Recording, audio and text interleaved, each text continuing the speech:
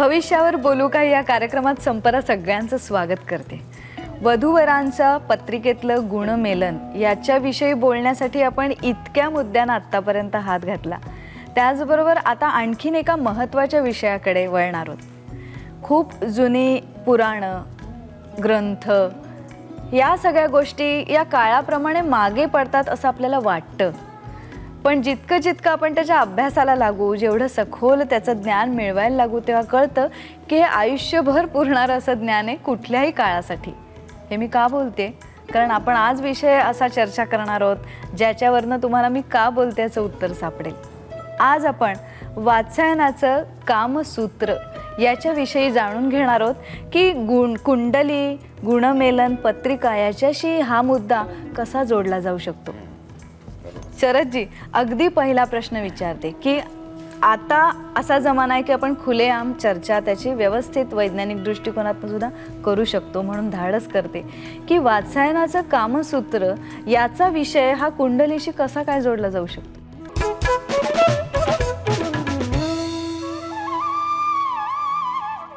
ते कामसूत्र काय आहे याच्या खोलात मी शिरत नाही, कारण कामसूत्रात त्यांनी पूर्णपणाने तरुण मुला मुली म्हणजे अपोजिट सेक्समध्ये कसं रिलेशन असावं जेणेकरून त्यांना आनंद प्राप्त होईल असा एक सुंदर विषय घेतला आहे आणि मग विस्ताराने तो त्यांचे सगळे प्रयोग सांगत गेला। आपल्याला त्याच्यात इंटरेस्ट नाही, आपल्याला इंटरेस्ट असा आहे ज्या अर्थी मुलं मुली लग्न करतात, विवाहोत्सुक मुलींना आकर्षण वाटतं मुलाचं आणि मुलांना, तर काहीतरी निसर्गाने योजना केली आहे।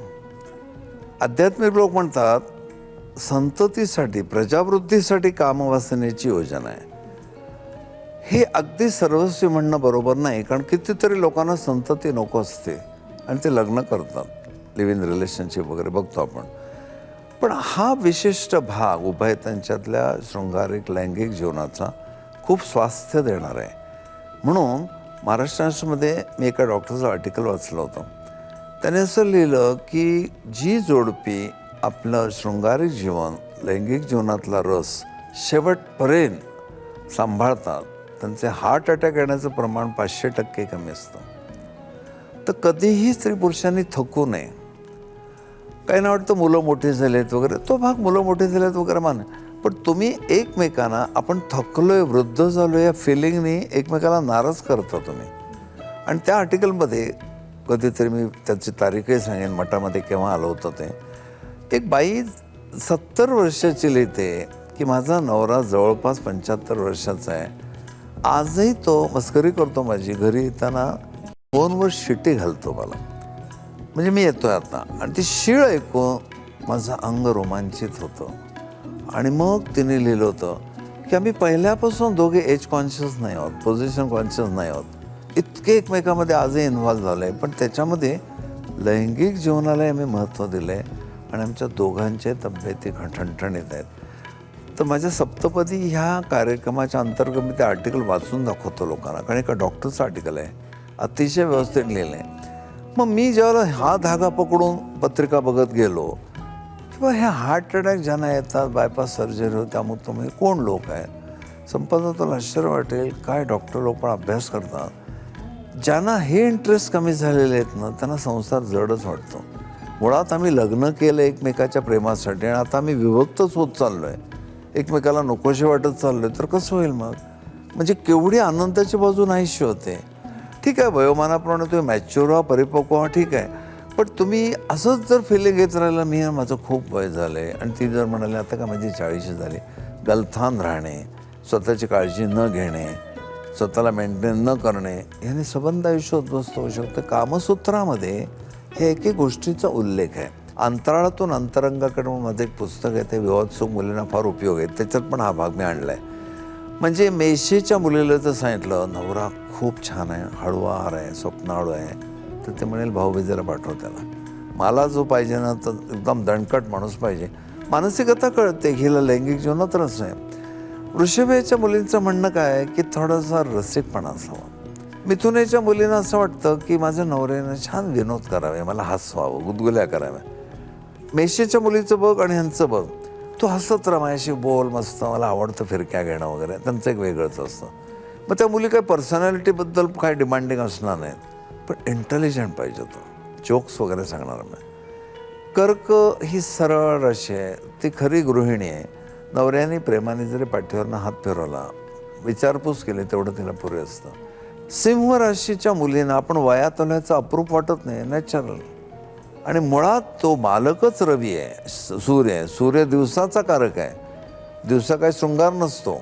म्हणून सिंह राशीच्या मुलामुलींकडे तू जर बघशील काळजीपूर्वक, ते पॉझिटिव्ह नाही, डायनॅमिक नाही, डिमांडिंग नाहीत, समयाशी सादर व्हावे असं, पण त्यांना चारित्र्य संपन्न माणूस लागतो. खूप करारी, चारित्र्य संपन्न, वेळच्या वेळी निर्णय घेणारा असा माणूस त्यांना आवडतो. म्हणजे त्या स्वभावाविषयी पर्टिक्युलर आहेत. कन्या राशी महासंशय, चिकित्सक आहे. कन्या राशीच्या लोकांना नाना तऱ्हेची शंका पण असतात. मग ह्या राशी शुक्र निश्चित होतो. हे वात्स्यायनाचं कामसूत्र सांगतं की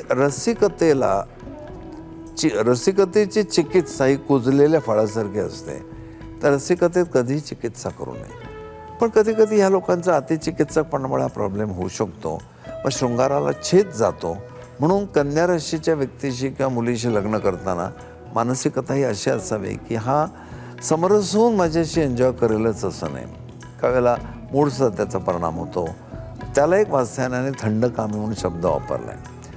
तुळेच्या मुलीला हे असं घिसाडगाई करणं, धुसमुसळपणा करणं कधी आवडणार नाही. एका उंचीवर शांतपणाने करणं. आणि त्यात असं म्हटलं आहे, तुळेच्या मुली स्वतःला स्वाधीन करतात नवऱ्याच्या, पुढचं काम नवऱ्याने करावं. मेषेचं उलट होईल, ती डिमांडिंग असेल. इतका फरक पडतो. ह्या मुलामुलींना कळलं पाहिजे ना.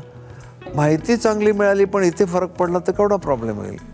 12 राशीमधली अत्यंत कामुक राशी आहे वृश्चिक. वृश्चिकेच्या मुलामुलींनी सेक्समध्ये कधी तडजोड करू नये. कारण का, तर त्यांचं मॅरिड लाईफमधलं लैंगिक जीवन हे प्रमुख असतं. बौद्धिक मानसिक भाग सेकंडरी असतो, जो इतरांना पहिला असतो. त्यामुळे जर आपला जोडीदार लैंगिक तृप्ती करण्यात त्याचं सामर्थ्य नसेल तर विवाहबाह्य संबंधापासून बदफैलीपणापासून घटस्फोटापर्यंत काही घडतं. धनुराशीमध्ये अनियमितता फार आहे. अनियमितपणा म्हणजे असं की वृश्चिक धनु कधी का जमणार नाही, नियमितपणे लैंगिक जीवनाचा अनुभव घेणारी वृश्चिक आणि मूडप्रमाणे वागणारी धनु यांचं जमणार नाही. मग कधी कधी असे होतं की एखादा धनुराशीचा पुरुष किंवा त्याची पत्नी 8-8 दिवस एकमेकाशी फक्त बोलतील, एकमेकाच्या जवळीक करतील, पण त्यांना वासना असतीलच असं नाही. आता मी तुला हे एवढ्यासाठी सांगितलं की धनुराशीपर्यंत आपण आलो. मग अशी अनप्रिडिक्टेबल माणसं पण जगामध्ये आहेत. मग त्यांचं आत्तापर्यंत गेलेल्या राशींशी तू मॅच कर, तुलाही कळेल. धनुवाल्यांचं वृश्चिकवाल्याशी नाही जमणार. म्हणजे कुंडली जमल्यानंतर या सूत्राचा जर अभ्यास केला तर आपला वैवाहिक नाही, जीवन ह्या आणि सूत्राचा अभ्यास केल्याशिवाय कुंडली जमत नाही. कुंडली जमत नाही. शरदजी सांगा की आपण धनु राशीपर्यंत आलो ना, त्याच्या पुढे कसा आहे प्रत्येक राशीचा प्रवास? मकरमध्ये काय मालकच शनी आहे. तर मुळात मकरेला शारीरिक दौर्बल्य असतंच.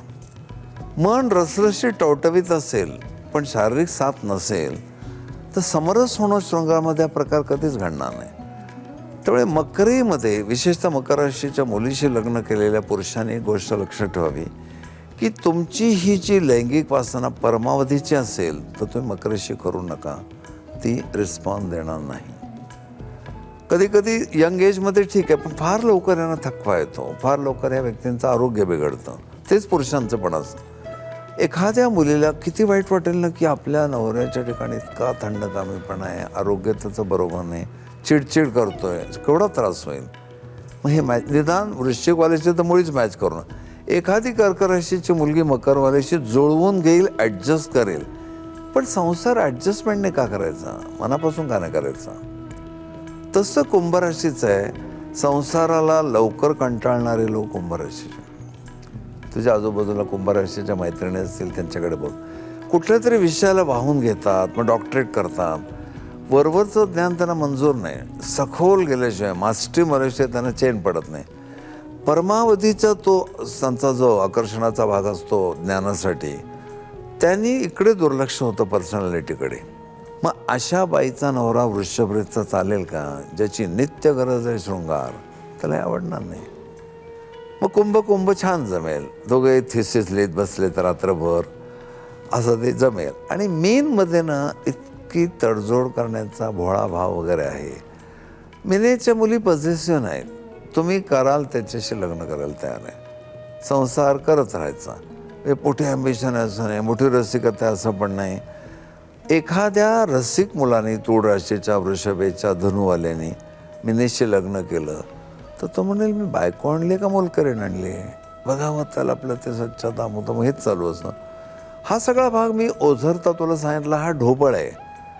पण तू विचार कर, ह्यांनी किती परिस्थिती बदलू शकते की नाही मॅच झालं नाही तर. आणि म्हणून संकोच न करता अलीकडे जे सेक्स एज्युकेशन देतात, त्या सेक्स एज्युकेशनमध्ये सगळा फिजिकल भाग शिकवतात, पण मनाचा जो शृंगाराचा भाग आहे तो मला वात्स्यायनाने शिकवला. माझं म्हणणं, प्रत्येक विवाहोत्सुक मुलांनी मुलींनी वात्स्यायनाचा अभ्यास करावा आणि मग लग्न करावं. हे 12 राशींचं झालं. त्या कामसूत्रात तो पुढे असं सांगतो, तुम्ही एक जनरलसुद्धा पाहिलं, ते जे डॉक्टरने मगाशी सांगितलं ते की हेल्दी कामजीवन पाहिजे.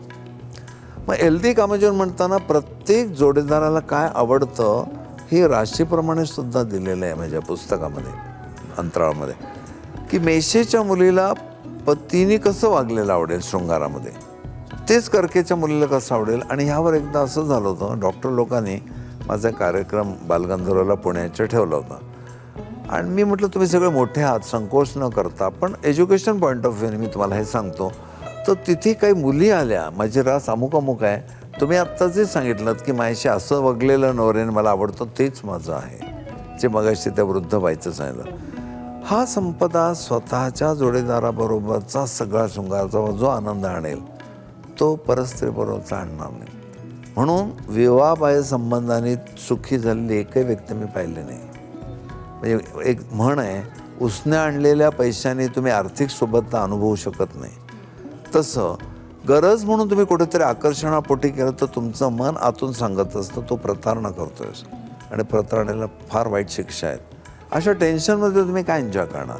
पण ती एन्जॉयमेंट स्वस्त्रीबरोबर, धर्माने परवानगी दिलेल्या स्त्रीबरोबर करू शकतो. बरोबर.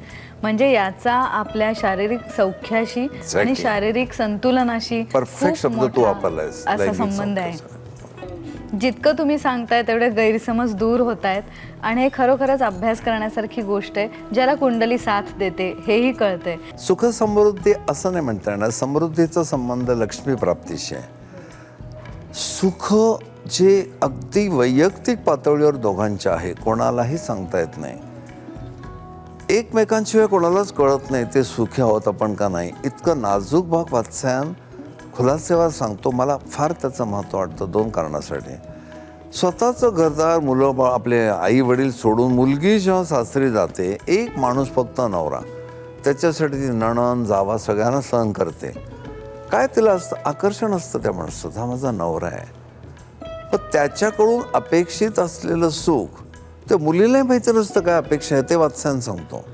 इतका अभ्यास करता येतो वात्स्यायनाच्या कामसूत्राने. पण मला असं वाटतं समाजातले हे सगळे निषिद्ध संबंध, विवाहबाह्य संबंध, जोडीदाराशी प्रतारणा करणं, हे टाळायचं असेल ना, तुमचं सुख तुम्हाला मिळालं तर तुम्ही बाहेर जाणार नाही. आणि ते वात्स्यायन शिकवतं आपल्याला. पण तुम्ही ते वाचल्यानंतर तुमच्या लक्षात येतं, अलीकडे तुम्हा मुलामुलींना बरंच स्वातंत्र्य पण आहे, एकमेकाला भेटता येतं, जज करता येतं. पण ही गोष्ट अशी आहे ना की ही मॅरेज झाल्याशिवाय आपल्याला अनुभवता पण येत नाही. काळ आता इतका पुढे गेला, एक बाई, मुलगी काय 28-29 झालं, लग्न करत नव्हती, तिला म्हणाली तुला लाज वाटली पाहिजे, तू अजून लग्न करत नाही, तुझ्या वयाच्या मुलींची लग्न होऊन घटस्फोटसुद्धा झाले. बाई बोलली. असा ॲडव्हान्स काळ झालाय सध्या. म्हणजे आपल्याला घटकेत हसू येतं या गोष्टीवरनं, पण ही आज समाजाची एक गंभीर समस्या आहे.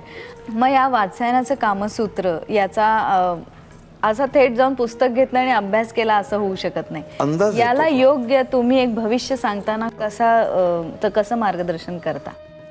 आता त्यांनी जे तामसी वर्णन केलेलं आहे की लैंगिक जीवनात पण व्यक्ती तामसी असते, तर मला सांगायला खूप दुःख होतं, संकोच वाटतो, तरी मी सांगणार आहे, कारण त्या मुलींवर असे प्रसंग येऊ नयेत. मुंबईच्या उपनगरामध्ये एक प्रख्यात डॉक्टर आहे, इतका प्रख्यात आहे की त्याला लोक खाली वाकून नमस्कार करतात, हाताला गोड आहे सगळा. नेमकं त्याच्या बाबतीत एक वाईट भाग आहे, ते म्हणजे त्याला हा विकृत इंटरेस्ट आहे. अगदी लैंगिक जीवन दैनंदिन जीवनात पाहिजेच त्याला. आणि त्याची बायको ही अशी नाही, ती थोडी वेगळी आहे, कल्चर्ड आहे वगैरे. तर अचानक ती माझ्याकडे आली आणि हा सगळा प्रॉब्लेम सांगायला लागला. बघितल्यावर कळतंच आपल्याला. तर तिने मला ज्या गोष्टी सांगितल्या त्या ऐकून माझ्या अंगावर काटा आला, मी पुरुष असून.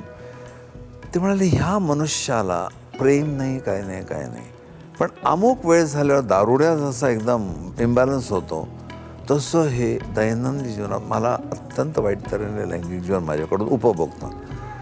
तर कधीतरी माझी तब्येत बरी नसली तरीसुद्धा त्यांना दयामाया नाही. आणि एकदा काही कारणास्तव मी त्यांना नाही म्हटलं तर त्यांनी मला नग्नावस्थेत खेचत बाल्कनीत नेऊन झोपडपट्टीवाल्या सगळ्या लोकांसमोर ओरडून तमाशा केला. आणि ह्यापुढे जर तू असं मला नाही म्हणशील तर मी ही अशी पद्धत अवलंबेन. ते म्हणाले, ह्याला काय म्हणतात? म्हणजे असा राक्षसी माणूससुद्धा एखाद्या बाईला एज्युकेटेड मिळालं आहे, पण हिने जर सांगितलं तर नाही ना, तुझा नवरा किती चांगला आहे. ती म्हणते, हा दिवसा देव असतो, रात्री पशु होतो.